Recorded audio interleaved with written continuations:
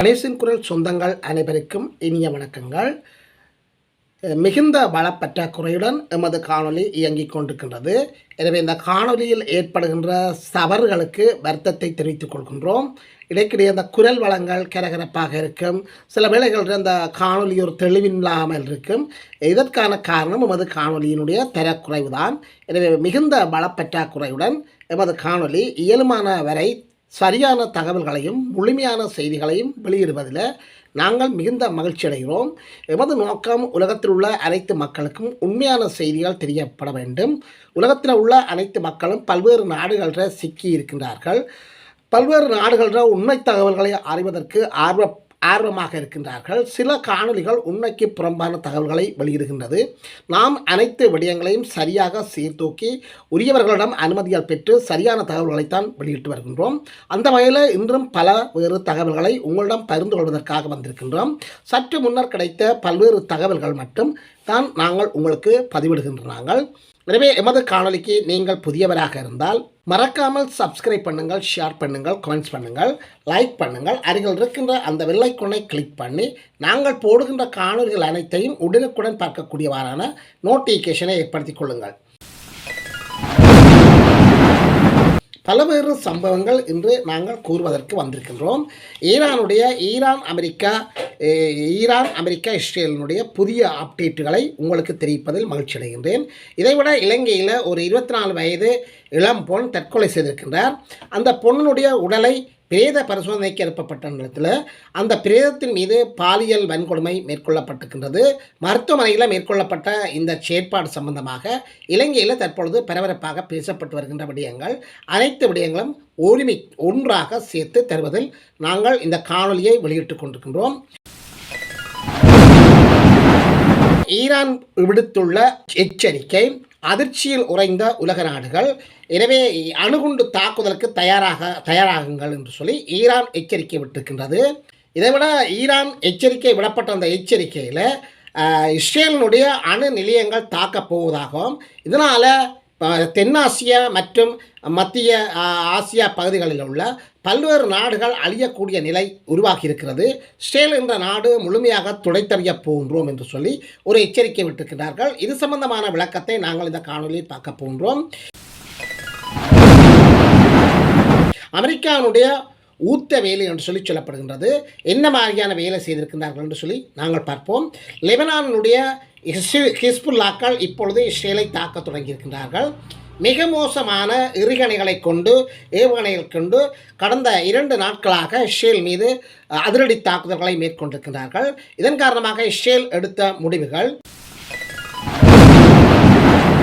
தற்பொழுது மேலும் ஒரு கப்பல் வந்திருக்கின்றது.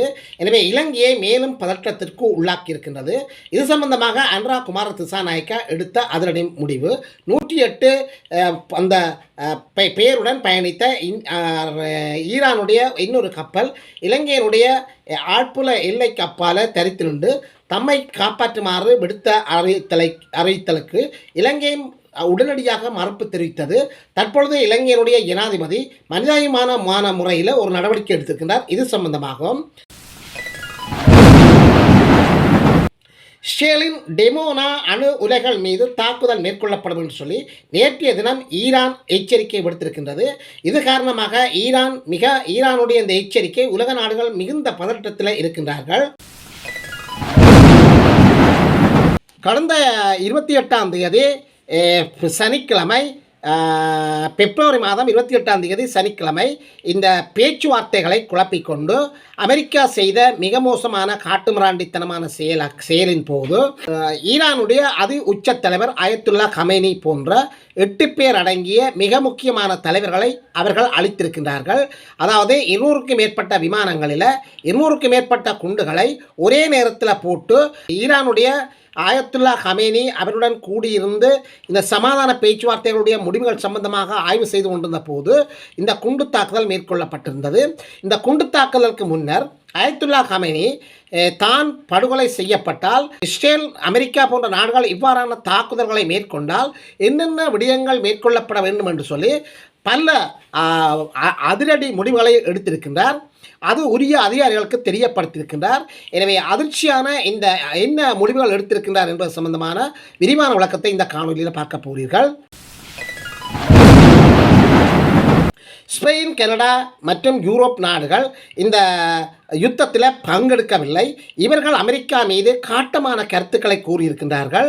எவ்வாறான கருத்துக்கள் என்பது சம்பந்தமாகவும் இந்த காணொலியில் பார்க்க போகின்றீர்கள். ஈரான் மீது இஸ்ரேல் மற்றும் அமெரிக்கா மேற்கொண்ட தாக்குதலின் பின்னர் ஹமாஸ் மற்றும் ஹிஸ்புல்லாவுடைய எதிர்விளைவுகள் எவ்வாறு இருக்கும் என்பது சம்பந்தமான விரிவான விளக்கத்தை இந்த காணொலியில் பார்க்க போகிறீர்கள். இன்று 6ஆம் நாள் போர் தொடர்கின்றது. அணுகுண்டு தாக்குதல்களை நிகழ்த்தப் போவதாக ஈரான் எச்சரிக்கை விடுத்திருக்கின்றது. யுஎஸ்ஏன் நீர்மூழ்கி கப்பல் இலங்கையினுடைய ஆட்புல எல்லை பகுதிக்குள்ள ஈரானுடைய இந்தியாவுக்கு சென்று இந்தியாவுக்கு நல்லெண்ண அடிப்படையில் சென்று வந்த 2 ஈரானிய போர்க்கப்பல்களில் ஒரு ஈரானிய போர்க்கப்பலை கடலுக்கு அடியில் செல்கின்ற நீர்மூழ்கி கப்பலை வைத்துக்கொண்டு டோர்பீடோ என்கின்ற அந்த ஆயுதத்தால் தாக்கி அந்த ஈரான் கப்பலை அழித்திருக்கின்றது. இதே வேளையில் இதே பயிற்சியில் ஈடுபட்டிருந்த இன்னொரு ஈரானிய கப்பல் நடுக்கடலில் தத்தளித்து கொண்டு இலங்கை மீது தங்களை காப்பாற்றுமாறு அவர்கள் கேட்ட அந்த கோரிக்கைக்கு இலங்கை அரசாங்கம் சாதகமான முடிவுகளை எடுத்திருக்கின்றது. இது சம்பந்தமாகவும் தற்பொழுது இந்த நண்பர்களாக இருக்கின்ற மிக மிக அதாவது ஒரு காலம் மிக மிக மிக நெருக்கமான நண்பர்களாக இருக்கின்ற இஸ்ரேல் ஜனாதிபதி பெஞ்சமின் நெத்தன்யாவுக்கும் அமெரிக்கா ஜனாதிபதி டொனால்டு ட்ரம்புக்கும் இடையில் கருத்து முரண்பாடுகள் இருப்பதாக கூறப்படுகின்றது. ஒருவரை ஒருவர் சந்தேகிக்கின்ற நிலைமை காணப்படுகின்றது. அதாவது ஈரான் நாட்டுடன் அமெரிக்கா இரகசிய பேச்சுவார்த்தைகளை மேற்கொள்ளப்படுவதாக மொசாட் என்கின்ற புலனாய்வு பிரிவு இஸ்ரேல் நாட்டினுடைய பிரதமரான நெத்தன்யாவுக்கு அறிவித்திருக்கின்றார்கள். எனவே நெத்தன்யாகு தற்பொழுது அமெரிக்காவை சந்தேகத்துடன் நோக்குவதாக கூறப்படுகின்றது. எனவே இவர்களுக்கிடையில் விரிசல் ஏற்பட்டு வருவதாகவும் ஒரு செய்தி வெளியாகி இருக்கின்றது. இது சம்பந்தமாக இலங்கையினுடைய மலையகத்தில் ஜீவன் தொண்டமான் இந்த டிக்கோயா என்ற பகுதியில் தற்கொலை செய்து கொண்டிருந்த ஒரு பெண்ணினுடைய உடற்பரிசோதனை மேற்கொள்வதற்காக டிக்கேயா கிளிங்டன் என்கின்ற மருத்துவமனையில் சேர்க்கப்பட்ட அந்த 24 வயது இளம் பொண்ணின் மீது அதாவது இறந்த உடல் மீது பாலியல் வன்கொடுமையை மேற்கொண்ட 2 மருத்துவமனை ஊழியர்கள் மீது நடவடிக்கை எடுக்குமாறு ஜீவன் தொண்டமான் பாராளுமன்றத்தில் நேற்று பேசியிருக்கிறார். இது சம்பந்தமாகவும் அமெரிக்காவுடைய ஆயுதங்கள் அனைத்தும் தீர்ந்துவிட்டன. இதனால் பரபரப்பாகிய அமெரிக்கா எனவே எந்நேரமும் அமெரிக்கா ஆபத்தை சந்திக்கலாம் என்று சொல்லி பரபரப்போடு இருக்கின்றது. எனவே இதன் போது 15 கோடிகள் மற்றும் 3 லட்சம் கோடி செலவுகளை அமெரிக்கா இழந்திருக்கின்றது. எனவே ஒரு நாளைக்கு 24 மணி நேரம் அமெரிக்கா செலவிடுகின்ற மொத்த தொகை இந்த யுத்தத்திற்கு 15,000 கோடி என்று சொல்லி மதிப்பிடப்பட்டிருக்கின்றது. இதே வேளையில் டான் கெய்னி என்பவர் அமெரிக்காவை எச்சரித்திருக்கின்றார். அமெரிக்கா நேற்று நடைபெற்ற ஒரு அவசர பாராளுமன்ற கூட்டத்தில் ஒரு இராணுவ வீரன் அமெரிக்கா ஜனாதிபதிக்கு எதிராக சில கருத்துக்களை கூறிய போது அந்த இராணுவ வீரனை வலுக்கட்டாயமாக இழுத்து கொண்டு அந்த அறையை விட்டு ஏனைய இராணுவ வீரர்கள் செல்வதை பார்க்கக்கூடியதாக இருக்கின்றது. இதேவேளை ஈரானுடைய நடவடிக்கை காரணமாக இஸ்ரேல் அமெரிக்கா ஆகியன பீதியில் உறைந்திருக்கின்றது. 100 மொசாட் வீரர்கள் ஈரானுடைய புலனாய்வு பிரிவினரால் கைது செய்யப்பட்டிருக்கின்றார்கள். எனவே ஈரானுடைய உளவுத்துறை தற்பொழுது சிறப்பாக செயற்பட்டு வருவதாக கூறப்படுகின்றது. முதல் முறையாக ஈரான் அறிமுகப்படுத்திய ஆளில்லாத விமானங்கள் ஈரான் இந்த போரில் புதிய அறிமுகங்களை செய்து கொண்டு வருகின்றது. நேற்றைய தினம் ஆளில்லாத கர்ஷித் 110 என்கின்ற ஒரு ஆளில்லாத விமானத்தை வெளியுலகுக்கு காட்டியிருக்கின்றது. இதுவும் மிக அச்சத்தை ஏற்படுத்தியிருக்கின்றது. இஸ்ரேலுடைய F-35 என்கின்ற அந்த விமானம் சுட்டு வீழ்த்தப்பட்டிருக்கின்றது. இந்த இஸ்ரேலுடைய F-35 விமானம் ஈரானுடைய எல்லையில் சுட்டு வீழ்த்தப்பட்டிருக்கின்றது. எனவே அனைத்து செய்திகளையும் நாங்கள் ஒருங்கே பார்க்க போகின்றோம். ஈரானுடைய எச்சரிக்கை அணுகுண்டு நிலைகள் மீது தாக்கப் போவதாக ஈரான் எச்சரிக்கை செய்திருக்கின்றது. ஈரான் இந்த எச்சரிக்கையை ஏன் வெளியிட்டிருக்கிறது என்று சொன்னால், ஈரான் மீது இஸ்ரேல் மற்றும் அமெரிக்கா மிக மோசமாக கண்மூடித்தனமாக எதுவித முன் யோசனைகளை இல்லாமல் பைத்தியத்தனமாக மேற்கொள்ளப்பட்ட தாக்குதல் காரணமாக ஈரான் அதிகூடிய கோபத்தில் இருக்கின்றது. இதன் விளைவாக ஈரான் அயல் நாடுகளான அரபு நாடுகள் மீதும் இஸ்ரேல் நாட்டின் மீதும் அமெரிக்கா கப்பல்கள் மீதும் கடுமையான தாக்குதலை மேற்கொண்டு வருகின்ற இந்த நிலையில் ஈரான் தன்னுடைய இறுதி எச்சரிக்கையாக இஸ்ரேலினுடைய அணுகுண்டு தயாரிக்கின்ற அணுகுண்டு நிலையங்கள் மீது தாக்குதல் மேற்கொள்ளப்படும் என்று சொல்லி எச்சரிக்கை விடுத்திருக்கின்றது. எனவே நாங்கள் அணுகுண்டு நாங்கள் வைத்திருக்கின்றோம், அந்த அணுகுண்டுகளை கூட நாங்கள் தாக்கப் போகின்றோம். இனிவரும் காலங்களில் அணுகுண்டு போருக்கு நீங்கள் தயாராக இருங்கள் என்று சொல்லி கடுமையான மிரட்டும் பாணியிலான ஈரான் ஒரு கடுமையான மிரட்டும் பாணியிலான எச்சரிக்கையை விடுத்திருக்கின்றது. தற்பொழுது அரபு நாடுகள் இஸ்ரேல் அமெரிக்கா ஆகியன மிகுந்த அச்சத்தில் இருப்பதாக கருத்துக்கள் வெளியாக இருக்கின்றது. எருசலேம் அருகில் குண்டுகள் விழுந்து வெடித்திருக்கின்றது. இஸ்ரேலுடைய டெல்லாவி பத்தி எரிந்து கொண்டிருக்கின்றது. இஸ்ரேல் ஒட்டுமொத்தமாக அழிந்து கொண்டிருக்கின்றது என்று சொல்லி பல்வேறு சமூக ஊடகங்களில் வெளிவருகின்ற காணொலிகளை பார்க்கக்கூடியதாக இருக்கின்றது. இதன் பின்னணியில் இஸ்ரேலினுடைய தாக்குதல் தற்பொழுது ஈரானில் மேற்கொள்ளப்படுவதன் காரணமாக இதற்கு பதிலடி கொடுக்கும் முகமாக ஈரான் இஸ்ரேலினுடைய அணு உலைகள் அமைந்திருக்கின்ற டெல்லாவிப்புக்கு அருகில் இருக்கின்ற டெனோமோ என்கின்ற அந்த இடத்தில் அமைந்திருக்கின்ற இஸ்ரேலினுடைய அணு உலைகள் அமைந்திருக்கின்ற அணுகுண்டு குண்டுகளை சேமித்து வைத்திருக்கின்ற மிகப்பெரிய ஒரு அணுகுண்டு சேமிப்பு கிடங்கின் மீது ஈரான் தாக்குதல்களை நடத்தக்கூடும் என்று சொல்லி ஈரானால் எச்சரிக்கை விடுக்கப்பட்டிருக்கின்றது. அமெரிக்காவினுடைய ஊத்த வேலி என்று சொல்லப்படுகின்றது. அமெரிக்கா எப்பொழுதும் நாசகார வேலைகள் மற்றும் அதாவது உலக மக்கள் முகம் சுளிக்கக்கூடிய வேலைகளைத்தான் அமெரிக்கா ஈடுபட்டு கொண்டு வருகின்றது. குர்திஸ் இன போராளிகள் என்று சொல்லப்படுகின்ற 25% மேற்பட்ட ஈரானிய மக்களை ஈரானுக்கு எதிராக திசை திருப்புவதற்கான நடவடிக்கைகளை மேற்கொண்டு வருகின்றது. குர்திஸ் போராளிகள் இருக்கின்ற அந்த இடங்கள் மீது ஆயுத பொட்டலங்களை ஆயுத பொதிகளை தற்பொழுது விமானங்கள் மூலம் அமெரிக்கா வீசி வருகின்றது.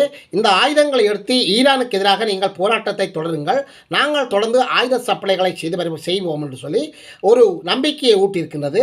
எனவே இதன் காரணமாக ஈரானில் மேலும் உள்நாட்டு கலவரங்கள் ஏற்படலாம் என்று சொல்லி எச்சரிக்கை விடுக்கப்பட்டிருக்கின்றது.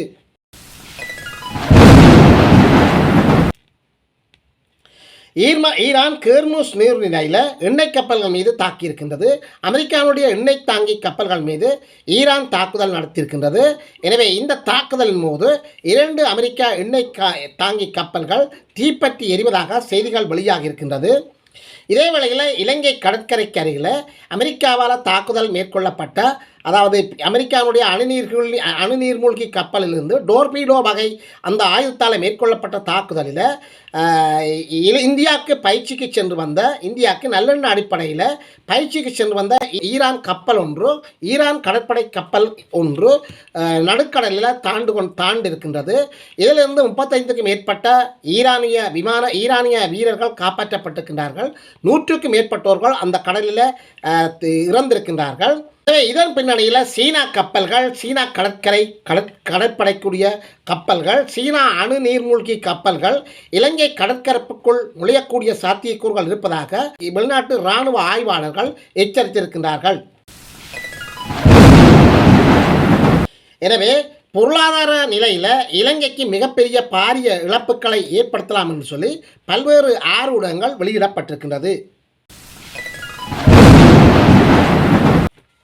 கடந்த 28ஆம் தேதி மார்ச் மாதம் அமெரிக்கா மற்றும் இஸ்ரேல் இணைந்து மேற்கொள்ளப்பட்ட தாக்குதலின் போது ஈரானுடைய அதிஉயர் மதத் தலைவரும் ஈரானுடைய அதிஉயர் தலைவருமாகிய ஆயத்துல்லா கமேனி 87 வயதுடையவர், அவருடன் சேர்ந்த 8 மிக முக்கியமான தளபதிகள், நாட்டினுடைய மிகப்பெரிய ஸ்தானத்தில் இருக்கின்ற தலைவர்கள் படுகொலை செய்யப்பட்டிருக்கின்றார்கள்.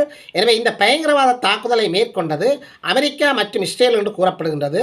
எனவே இதன் போது இந்த தாக்குதல் நடத்துவதற்கு முன்னர் பல தளபதிகளுடன் சந்தித்து பல தளபதிகளுக்கு தொலைபேசிகள் மூலமும் எடுத்து பல தீர்மானங்களை நிறைவேற்றியிருக்கின்றார்.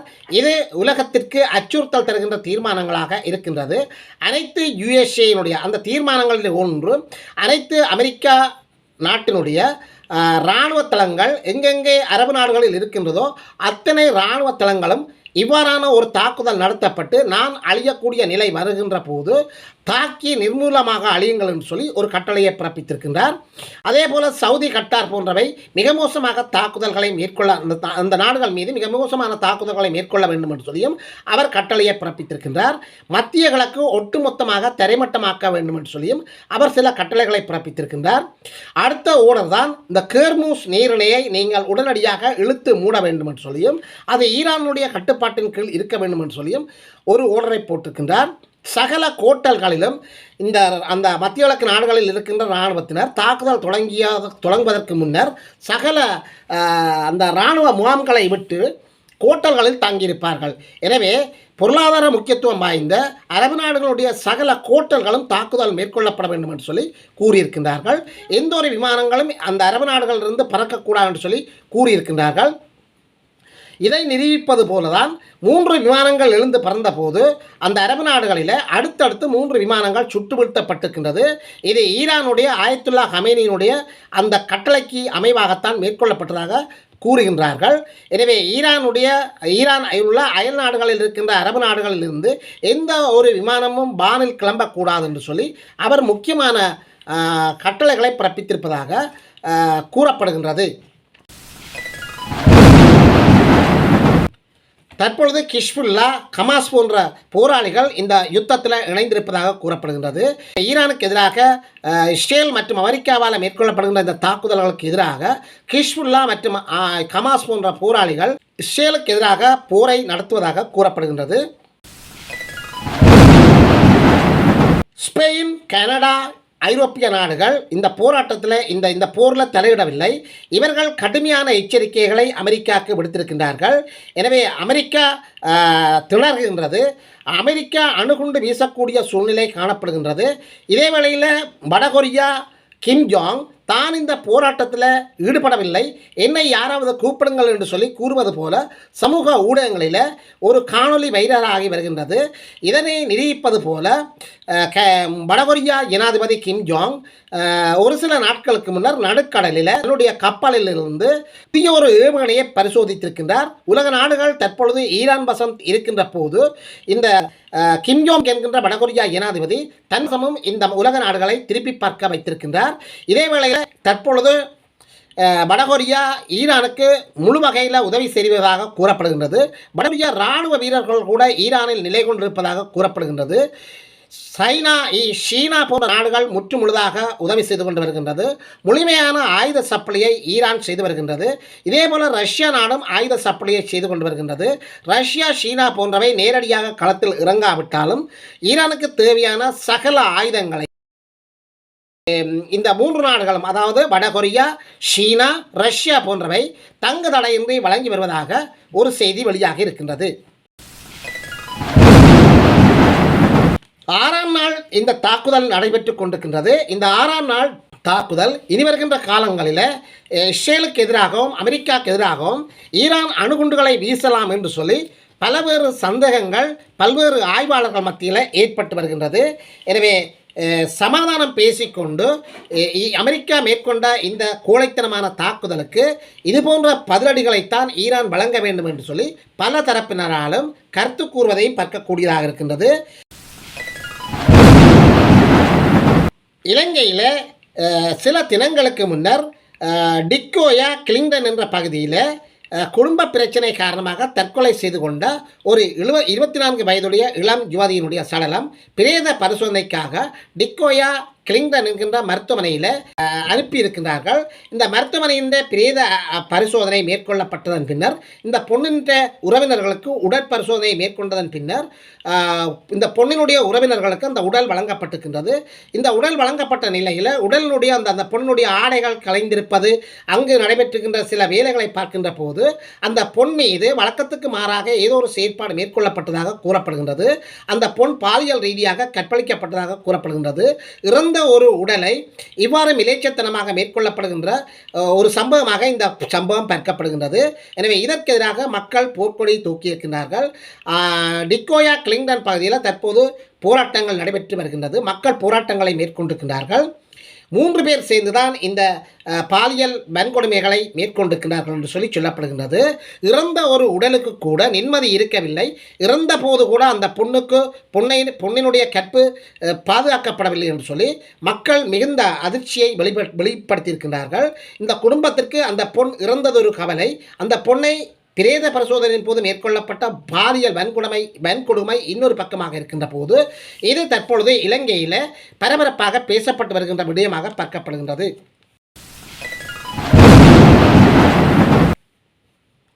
இது சம்பந்தமாக ஜீவன் தொண்டமான் ஒரு சில தினங்களுக்கு முன்னர் பாராளுமன்றத்தில் தன்னுடைய கருத்தை பதிவு செய்திருக்கின்றார். மிக முக்கியமான ஒரு செய்தியாக அமெரிக்கா தன்னுடைய ஆயுதங்கள் தீர்ந்து விட்டதாக ஒரு பரபரப்பான செய்தி வெளியாக இருக்கின்றது. அமெரிக்காவுடைய அனைத்து ஆயுதங்களும் தீர்ந்து விட்டதாக கூறப்படுகின்றது. குறிப்பாக விமான எதிர்ப்பு ஆயுதங்கள், அதாவது இன்டர்செப்ட் பண்ணப்படுகின்ற, அதாவது எதிரி நாடுகளிலிருந்து அமெரிக்காவையோ ஆஸ்திரேலியா தாக்குவதற்கு பயன்படுத்தப்படுகின்ற ஆயுதங்களை இடைமறிப்பு செய்கின்ற ஆயுதங்களுக்கான குண்டுகள் அனைத்தும் தீர்ந்து விட்டதாக கூறப்படுகின்றது. இது சம்பந்தமாக அமெரிக்காவுடைய முப்படை தளபதி டான் கொய்னி அமெரிக்காவுடைய ஜனாதிபதிக்கு எச்சரிக்கை விடுத்திருக்கின்றார். இதன் பின்னணியில் நேற்று முன்தினம் நடைபெற்ற ஒரு கூட்டத்தில் ஒரு இராணுவ தளபதி தன்னுடைய சீற்றத்தை வெளிப்படுத்தியிருக்கின்றார். எவ்வாறு அவர் வெளிப்படுத்தியிருக்கிறார் என்று சொல்லி நாங்கள் பார்க்கின்ற போது, இஸ்ரேல் என்ற ஒரு நாட்டுக்காக எமது அமெரிக்க இராணுவ வீரர்கள் அநியாயமாக செத்து கொண்டிருக்கின்றார்கள். இன்னொரு நாட்டுக்காக எங்கள் நாட்டு இராணுவத்தினர் எதற்காக தியாகம் செய்ய வேண்டும், தேவையற்ற ஒரு வேலையை மேற்கொள்கின்றீர்கள் என்று சொல்லி அந்த அமெரிக்கா ஜனாதிபதி ட்ரம்ப் கூட்டிய ஒரு பெரிய ஒரு கூட்டத்தொடரில் இந்த இராணுவ வீரன் எழுந்து பேசுகின்ற போது இந்த இராணுவ வீரனை உடனடியாக ஏனைய இராணுவத்தினர் அழைத்துச் செல்வதையும் அவரை வலுக்கட்டாயமாக இழுத்துச் செல்வதையும் அந்த இராணுவ வீரன் கதவுகளை பிடித்து கொண்டிருக்கின்ற போது அவருடைய கைகள் முறியக்கூடிய சூழ்நிலையில் அந்த படையினர் அவரை இழுத்து அந்த அறையை விட்டு வெளியேற்றுவதை பார்க்கக்கூடியதாக இருக்கின்றது. எனவே அமெரிக்காவுடைய ஒரு பிரஜைக்கே இந்த நிலை வந்திருக்கின்றது என்று சொன்னால் சாதாரணமாக வேறு இவர்களுக்கும் எவ்வாறான நிலை வரும் என்று சொல்லி தற்பொழுது அனைத்து ஊடகங்களிலும் பேசப்படுகின்ற ஒரு பேசுபொருளாக பார்க்கப்படுகின்றது. இதே வேளையில் இந்த ஈரான் நாட்டினுடைய அயத்துல்லா கமேனியினுடைய இறப்புக்கு பிறகு அயத்துல்லா கமேனியினுடைய மகன் இன்னொரு கமேனி என்று சொல்லப்படுகின்ற ஒரு மகனை அந்த அந்த ஈரானுடைய அந்த சபை நியமித்திருக்கின்றது. தற்பொழுது ஆன்மீக தலைவராக அயத்துல்லா கமேனியினுடைய மகன் தெரிவு செய்யப்பட்டிருக்கின்றார். இந்த நிலையில் இவர் தற்பொழுது அந்த பதவியேற்கின்ற நிகழ்வுகள் நடைபெறுகின்ற ஒரு மண்டபத்தை நோக்கி இஸ்ரேலினுடைய இராணுவ விமானங்கள் தாக்குதல் நடத்தியிருக்கின்றது. யார் பதவியேற்றாலும், அதாவது அயத்துல்லா கமேனியினுடைய பதவிக்கு பதிலாக எவர் பதவியேற்றாலும் அவர் கொல்லப்படுவார் என்று சொல்லி ஒரு சண்டித்தனமான வார்த்தையை இஸ்ரேல் அறிவித்திருக்கின்றது. எனவே இதன் பின்னணியில் தற்பொழுது ICRGC என்கின்ற ஈரானுடைய புரட்சிகர படைகளினுடைய கட்டுப்பாட்டில் ஈரானுடைய அரசாங்கம் இயங்கி வருவதாக கூறப்படுகின்றது. எனவே முடிவெடுக்கக்கூடிய அந்த வல்லமையை ஈரானுடைய ICRGC என்கின்ற இராணுவ தளபதிகள் மேற்கொள்ளப்பட்டு வருவதாக கூறப்படுகின்றது. இதேவேளை ஈரான் முழுவதும் சல்லடை போட்டு அமெரிக்காவுடைய CIA மற்றும் இஸ்ரேலுடைய மொசாட் போன்ற உளவாளிகளை கை செய்கின்ற நடவடிக்கைகளையும் ஈரான் புலனாய்வு பிரிவு மேற்கொண்டு வருகின்றது. 5 குழுக்களை நியமித்து ஈரான் மற்றும் இஸ்ரேலினுடைய புலனாய்வு பிரிவினர்களை சல்லடை போட்டு தேடிக்கொண்டிருக்கின்றார்கள். இதன் பின்னணியில் நூற்றுக்கணக்கான மொசாட் உளவாளிகளை ஈரான் பகுதியில் கைது செய்யப்பட்டிருப்பதாக கூறப்படுகின்றது. அநேகமாக இவ்வாறான குற்றவாளிகளுக்கு மரண தண்டனைகளைத்தான் ஈரான் விதித்து வருவது ஒரு சிறப்பான அம்சமாக பார்க்கப்படுகின்றது. முதன்முறையாக ஈரான் தன்னுடைய ஒரு ஆயுதத்தை அறிமுகப்படுத்தியிருக்கின்றது. இந்த யுத்தத்தில் நாளுக்கு நாள் ஈரான் தன்னுடைய ஆயுதங்களை அறிமுகப்படுத்தி வருகின்றது. ஆளில்லாத தற்கொலை தாக்குதல் நடத்துகின்ற ஈரானுடைய ஒரு பயங்கரமான ஆயுதத்தை அறிமுகப்படுத்தியிருக்கின்றார்கள். கர்ஷித் 110 என்கின்ற இந்த ஆளில்லாத விமானங்கள் மிக மோசமான தாக்குதல்களை மேற்கொள்ளும் என்று சொல்லியும் அந்த இடத்திலேயே சென்று வெடித்து சிதறி பல பிரதேசங்களை அழிக்கக்கூடிய சூழ்நிலை வரும் என்று சொல்லி கூறப்படுகின்றது. அமெரிக்கா, இஸ்ரேல், அரபு நாடுகளுக்கு இது ஒரு பீதியான சம்பவமாக பார்க்கப்படுகின்றது. எனவே கர்ஷித் 110 இன்றிலிருந்து தாக்குதல்களை ஆரம்பிக்கும் என்று சொல்லி எதிர்பார்க்கப்படுகின்றது. இஸ்ரேலுடைய F-35 என்கின்ற அந்த விமானம், அதாவது இதுவரை இந்த விமானத்தை எந்த நாடும் தாக்கி அளிக்கவில்லை. முதன் முதலாக ஈரானுடைய நாட்டினுடைய எல்லைக்குள் வைத்து ஈரான் படையினரால் இந்த விமானம் சுட்டு வீழ்த்தப்பட்டிருக்கின்றது. சுட்டு வீழ்த்தப்படுகின்ற போது விமானத்தினுடைய அந்த விமானப்படை வீரரும் சுட்டுக் கொல்லப்பட்டிருப்பதாக கூறப்படுகின்றது. எனவே முதலாக உலகையே அச்சுறுத்தி வருகின்ற F-35 என்கின்ற விமானத்தை ஈரான் படையினர் வெற்றிகரமாக தாக்குதல் மேற்கொண்டு அழித்திருக்கின்றார்கள். ஈரானுக்கு இது மிகப்பெரிய ஒரு அடியாக பார்க்கப்படுகின்றது. எனவே இதுபோன்ற செய்திகளை பார்ப்பதற்கு தொடர்ந்தும் எமது காணொலியுடன் இணைந்து கொள்ளுங்கள். மீண்டும் இன்னொரு காணொலியில் உங்களை சந்திக்கும் வரை உங்களிடமிருந்து விடைபெற்றுக் கொள்கின்றேன். நன்றி, வணக்கம்.